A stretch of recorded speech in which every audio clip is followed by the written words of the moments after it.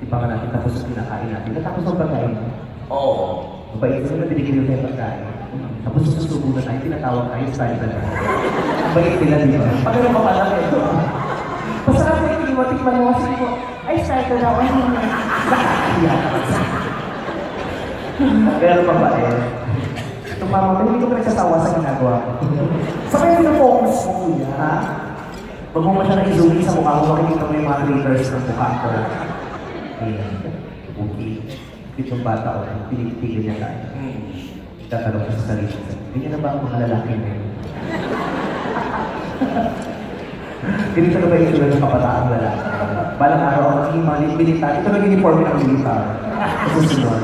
Shider na ito doon. Sinanay ito ang tuwa ko. Ay, oo. First time na nakita ko eh. Kiss ko nga si Mami. First time na. First time nakakita ko na nanay, natutuwa ako eh. Bakit? Hindi ko kasi lagi nakikita nanay ko kasi nasa Amerika. Kaya pag nakikita ko ng nanay ko, parang nanay ko na rin. Oo. Ay, aswerte naman ni nanay.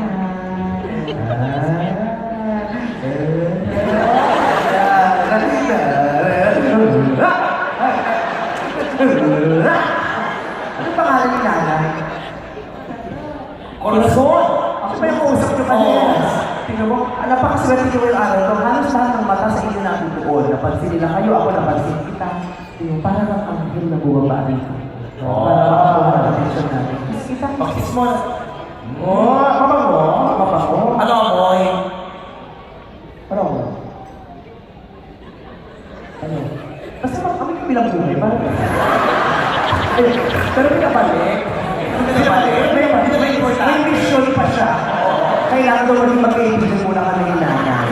Nanay si tatay. Asa po si tatay? Saan ka bilang buhay? Hindi, sa bahay. Sa bahay. Saan ka bilang buhay? Sino po kasama niyo? Tunay? Ilana. Daga po siya, mabait, mahinahanap. Isa kang daga. Hinangat na po yung mga damit namin. Bakit naman po siya mabait na inaanak? Inampong po na. Kayo po ang inampon? Di ba dapat yung mas matanda kumakampon? Kailangan ko may edad. Siyempre kung may kakayahan ka namang tumulong, bakit kailangan ko pag tumanda para tumulong sa mga nakakatanda sa'yo? Isa sa mga magandang traits ng Pilipino yun. Oo, kasi di mo kapag mahal tayo sa